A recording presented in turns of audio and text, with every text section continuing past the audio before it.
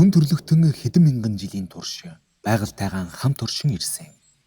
Харин өнөөдөр байгаль хүнээс хамгаалалт хүсдэг болсон цаг үед бид амьдарч байна. Монгол орны өмнөд хязгаар энэ бол өмнө говь.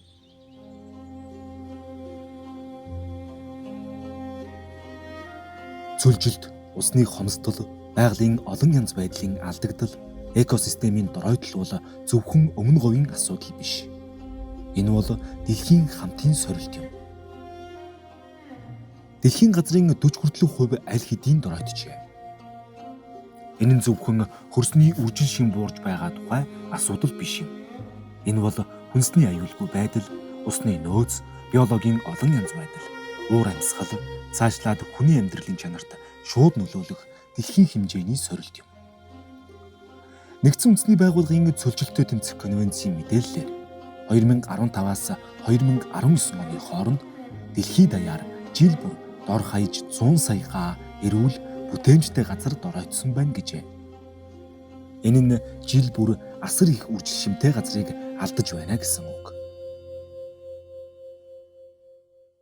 Өмнө говь аймаг нь ер нь Монгол улсын хамгийн том газар нутагтай байгалийн нөөц, эдийн засгийн хамгийн өргөжтэй онцлог стратеги бүс нутаг байгаа. Уур амьсгалын өөрчлөлт, за цөлжилтөд тэмцэх талаар олон ажлуудыг санаачлан зохион байгуулдаг. За мөн одоо яг энэ цөлжилт уур амьсгалын өөрчлөлт хамгийн их одоо мэдрэгддэг аймагуудын нэг. Сүүлийн жилүүдэд цаг агаарын өөрчлөлт гэдэг ийм аюултай юмнаас болж малчтын одоо даван туулах чадвар бас их хүнд нөхцөлтэй болж ирж байна. Газар шороо ашиглалт, нөхөн сэргээлтийн, тоосчлтын одоо эрсдэлтэй бүсэд ус хөрс, ургамал, нүүрс төрөгч, тоосчлт, одоо нөхөн сэргээлтийн нэгдсэн лабораторийн маань одоо бололцоо нөөц одоо дутмаг байдаг учраас уул уурхай шинжилгээнийхээ хариуг Улаанбаатар хот руу тээвэрлэх.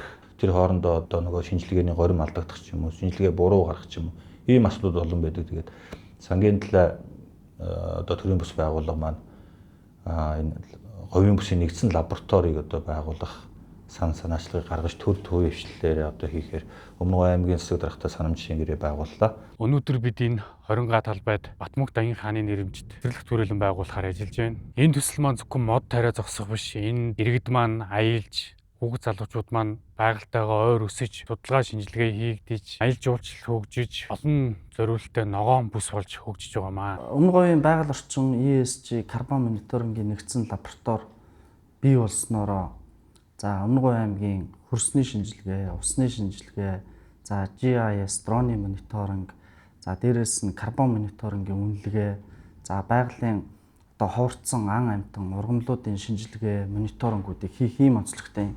За тэгээд яг ийм одоо 5 төрлийн одоо лабораторийн үйл ажиллагааг нэгтгэсэн ийм лаборатори улсын хэмжээнд хүртэл байдаггүй.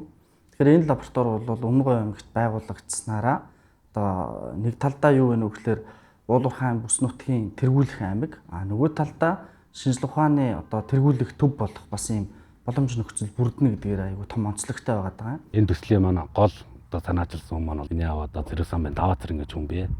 Одоо насаар уул уурхайд ажиллаж байгаа сая тэтгэвртэй гараад орон нутгийн иргэдтэй сайхан цаг цаваа өнгөрөөдөг газар бий болгоё гэсэн үндсэлтэйгээр эхлэж явж байна. Энэ төслийг бол манай аймгийн иргэд бол аймгийн засаг даргад бүгд сэтгэл хангалуун хүлээж авч байгаа юм. Энд бол их олон сайхан зүйл эндээс бол гарч ирнэ. Биднээс ямар ургамлаан ингэж ямар хэмжээнд ингэж байх вэ? За ургамлын хорон үе гэж байдаг, эмэн үе гэж байдаг. Одоо хүнд чиргэлсэн, малд чиргэлсэн одоо энэ үе нь хэдийд байж явах юм. Энэ байгаль ургамал, энэ бэлчээрийн асуудал энийг энэ одоо лаборатори гэдэг ийм сайхан байгуулсан олон зүйлийн ургамал хөрс ургамлын юмыг одоо энэ дотор олон зүйлийн юм шинжилж энэ би одоо Монголд байдгүй юм хийх гэж байна л гэж бодож байна шүү дээ энэ лабораторийг. Тэгээ энэ лабораторийг санаачлаад ингээд явж байгаа энэ залуучуудаа бас ажлын өндөр амжилт хүсье гэж ялий. За ингээд Өмнө говь аймгийн ногоор уулах ажилд амжилт хүсье. За. Тэгэл бодлооны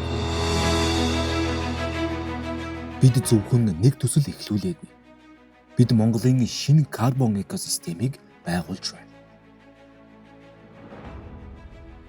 Говь карбон хаб нь байгаль орчин, ESG, карбон төслийн удирдлага, GIS дрон мониторинг, өгөгдөл, тайлагнал, баталгаажуулалтыг нэгтгэсэн үндэсний хэмжээний дижитал платформ юм. Бид зөвхөн мэдээлэл хадгалдаг бус Байгаль өөрөө ярьдаг системийг бүтээж түүнд тулгуурласан Батмүг Даян хааны соёл амралтын хүрээлэнг байгуулах юм.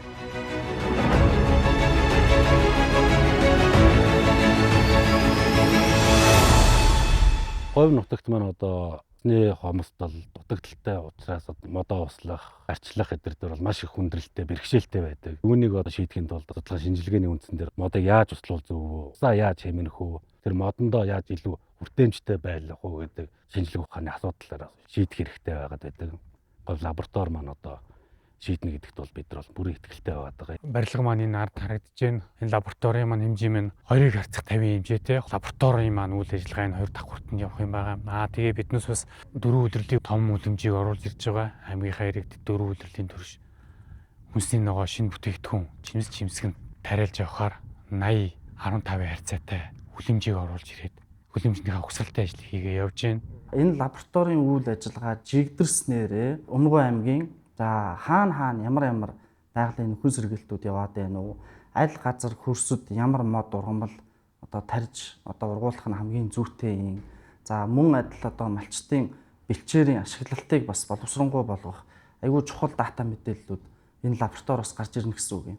Өөрөөр хэлэх юм бол за лабораторийн дүгнэлт нь өөрөө Өмнөгов аймгийн байгаль орчны газрын одоо шийдвэр гаргах төвшний хамгийн чухал дата мэдээллийн суурь болно гэсэн үг. За мод тарьж байгаа иргүүний хувьд бол бас нэг шинэлэг зүйл бол одоо дэлхийн нийт бол энэ хүчил төрөгчийг одоо ялгаруулдаг нүүрс хүчлийн хийг шингээдэг ийм моднуудыг бол олноор тарихыг бол уриалж байгаа. Тэгээд одоо энэ карбон хийг одоо хэмждэг одоо энэ лаборатори бол одоо зайлшгүй шаардлагатай. Манай аймагт шаардлагатай, манай улсад шаардлагатай. Бид нар энэ одоо модны энэ их талбайд одоо ургасан модоо бид нар бас карбон одоо хийгээ бол хэмжүүлээд тодорхой хэмжээний бас орлого олох ийм их үүсвэр бол одоо эндээс бол одоо харагдаж байгаа. Монголын гоёс дэгдсэн тоос шороо зөвхөн Монголдо үлдэх биш. Урд Хятад ард бол Солонгос, Япон, Номхон талын хойгоор тархаж байгаа нь гэж тоосчлтын 42%-аас дээш хувь нь 3.8 сая метр квадрат талбайг эзлэж одоо бохирдуулсан байна гэсэн. Одоо 2023 оны судалгаа шинжилгээгээр одоо нотлогдсон байдаг. Иймээс Өмнөгов аймагт одоо бий болох мониторинг судалгааны ажил нь зөвхөн аймгийн төдийгүй Монгол улс цаашлаад Зүүн Хойд Азийн тоос шорооны их үүсвэр болон нөлөөллийг судлах одоо олон улсын шинжилгээ судалгаанд үнэтэй үнэмээр оруулах болно. За энийг бид бүхэн энэ лабораторийг хийхээс гадна давхар дээрээс нь бид нар карбон зах зээлийг одоо Өмнөгов аймагта хамгийн түрүүнд бас нэвтрүүлэхээр ажиллаж байна. За энэ карбоны одоо чиглэлээр миний би одоо сүүлийн бас нэг 3-4 жил нэлээд сайн судалгаа шинжилгээний ажлууд хийсэн. За ингээд олон улсын Верата бас бид бүхэн холбогдсон явж байгаа. За ингийн гут яаж гэнэ вэ гэхээр ер нь яг Монголоос одоо яг энэ карбон зах зээл рүү нэвтрэхэд яг энэ лабораторийн үйл ажиллагаа л ер нь Монголд асар их дутагдж ирсэн юм билээ. Яагаад вэ гэхээр энэ лабораторийн шинжилгээ, дүгнэлт, тайлан, баталгаажуулалт энэ бүхэн бол яг одоо тэр Парисын хэлэлцээрээр батлагдсан одоо тэр карбон зах зээлийн бүх стандартуудыг одоо яг Монгол улсад одоо стандартын дагуу нэвтрүүлээд хэрэгжүүлэх энэ бодит суурь нөхцөл нь болно гэсэн үг юм. За ингээд улмаар энэ лаборатори дээр суурлаад карбон зах зээлийг бид нар хэрэгжүүлэхийн үндсэн дээр одоо говь карбон хаб гэдэг энэ платформыг бас бид бүхэн одоо хөгжүүлээ явж байна. За энэ говь карбон хаб платформ бол өөрөө бас нэлээд том үндэсний хэмжээний том платформ одоо болох онцлогтой байгаа. Уур амьсгалын өөрчлөлт, цөлжилт, газрын доройтлын нөлөө нэмэгдэж буй энэ үед мод тарихаас илүүтэй тарьсан модон ургуулж, хамгаалж, тогтвортой арчлах тогтолцоо чухал болж байна. Энэ зорилтыг хүрээнд Өмнөгов аймгийн мод тарилт, нөхөн сэргээлтийн ажлыг нэгдсэн байдлаар бүртгэж, хянаж, өмнөх 15 дэд модуль бүхий цахим платформыг бий болгохоор ажиллаж байна. Платформ бүрэн хэрэгжснээр аймгийн газар нутгийг цахим орчинд нэгтгэж, аль бүсэд ямар хөрсөнд ямар мод тарьж байгаа, хаана нөхөн сэргээлт хийгдэж байгаа талаарх мэдээллийг нэг дор бүртгэв. Мөн мод тарьж буй иргэн байгууллагын мэдээлэл болон ямар модыг хизээ тарьсан бэ зэрэг мэдээллийг баталгаажуулна.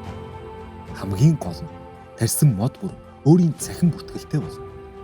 Мод тус бүрийг QR кодоор бүртгэж, хизээ тарьсан, хэдийд усалсан, хэдэн литр ус хэрэгэлсэн, ямар арчилгаа хийсэн, хэрхэн ургаж байгаа зэрэг мэдээллийг тогтмол бүртгэнэ. Ингэснээр мод тарилтын үр дүнг зөвхөн хэдэн мод тарьсан бэ гэх бус хэдэн амьд үлдэж хэрхэн ургаж байна вэ гэдгээр нь боддоор хэмжих боломжтой болно. Энэ бол зөвхөн модны бүртгэлийн систем биш. Харин өмнө говийн мод тарилт нөхөн сэргээлтийн өгөгдөлд суурилсан ил тод хариуцлагатай тогтолцоонд шилжүүлэх суур дэд бүтц юм. Өнөөдөр бид энэ системийг бий болгох эхний алхмуудаа хийж байна.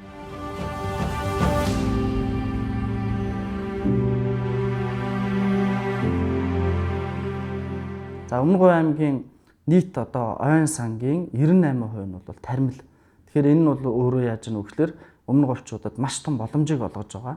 За карбон зах зээлийн нэг онцлог нь юу вэ гэхээр тарьсан модноос хүн насан туршдаа урамшуул аавна. Энэ бол одоо хамгийн өмнөговьчуудад хамгийн одоо амин чухал хэрэгцээтэй зүйлээ гэсэн үг юм. Яг одоо Өмнөговь аймгийн Далан задга хотод бид нар сууж байна. За энэ Далан задга хотыг тойроод ногоон хэрэмгээд 2021 оноос хойш одоо ингээд барьж байгуулсан бүтээн байгуулалтууд болон тарьсан маш их хэмжээний моднууд байдаг. Тэгэхээр карбон зах зээл рүү нэгдэж бид нар яг энэ одоо платформоор дамжуулаад ингэж орсноор ямар ач холбогдолтой вэ гэхээр энэ модыг бид нар насан туршдаа тарьж ургуулах юм байна. Нэмэх юм байна. Дээрээс нь нэмж тарьсан мод болгоноосоо бид нар бас энэ одоо Верагийн голд стандартын дагуу бид нар урамшууллыг одоо Өмнөговийн модчдоо бас хүргэх юм байна гэдэг ийм том онцлог ач холбогдлууд явж байгаагаараа хамгийн том одоо ач холбогдол нь оршиж байгаа. Лабораторийн төсөл дээр зөвлөж байгаа Монголын олон эрдэмтэд судлаачид зөвлөгөө өгж явж байгаа. Дан ганц манай багаамт олон биш. Зөндөө эрдэмтэд судлаачид дэмжиж байгаа. Төсөл нь болохоор яг ямар төлөвлөлттэй байгаа вэ гэхээр 20 га дээр ийм нарны хэлбэртэй тойрогтой дундаа тийм усан өргөлөөртэй хиймэл нууртай амралтын сандал сарвчтай ер нь иргэд маань үг залуучууд маань аяд тухтай нэг сайхан ороог нэг өнгөрүүлдэг тийм битүү модон орон зайл үсгэх гээл ер нь гол зорилготой явж байгаа. Энэ говийн бусны усны асуудал дээр бол бид нэр хийж хэрэгжүүлж байгаа ажил санаачлалууд бол мөнхөд үргэлжлүүлээд явна. Энэ бол одоо бидний төдийгөө Өмнөговийн ард иргэд нь говийн ард иргэдийн одоо хүсэл байгаа. Тэгээ говийн ард иргэд маань хараа одоо энэ хийж байгаа хөрөнгө оруулалт хийж байгаа бодлогын ажлуудыг бас сайхан дэмжиж хамтраад хийсэн газрыг хайрлж хамгаалах те засаж сэлбэх үед нь одоо хэлж яриад олон нийтээрээ бас иргэдийн санаачлагаараа гоё засдаг нийлүүлдэг байх. Дахиад орон нутгийн төсвөөр бас засаж янзлах үед нь засаж янзлах. Тэгээ улам олон ус цэцгээ бий болгох. Говь руу ус татах ажилдаа бол одоо ханцын шумлаад Өмнөговийн ард иргэд, говийн ард иргэд бүгдээрээ дуу хоолойгоо нэгтгээ сайхан хамтраад ажиллах юм цаг үе ирсэн. Энэ дээр бол одоо бидэд хийх ч ёстой, бидний бас үүрэг байгаа.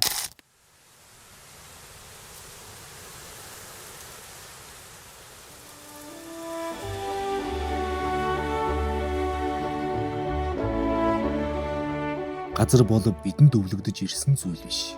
Ирээдүй хойч том бидний үлдээх амьдрал юм. Өнөөдөр бидний тарьсан нэг мод маргааш сүүдэр болно. Өнөөдөр хамгаалсан нэг булаг ирээдүйд нэгэн голын их болно. Өнөөдөр нөхөн сэргээсэн нэг гаа газар маргааш амьдрал дахин сэргэх орон зай болно.